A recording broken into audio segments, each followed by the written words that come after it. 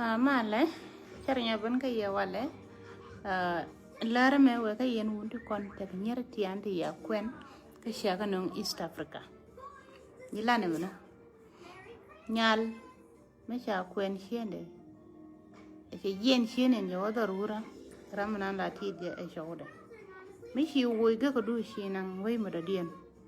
guriya ma ka guriya ba ko ga ti ani ti te ka perian ka shob do ri shemani duerke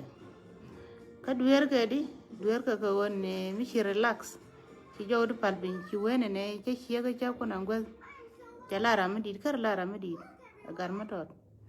goro bi dob da bi goyler ka biya rai ka mi shiri jowu kidba la gule ma tele dor male shay ba ko te di gat tumwan duerke ka mi shiran duer la sewno bete de be sumar wai ko wodi ko duer nani chala te goro bale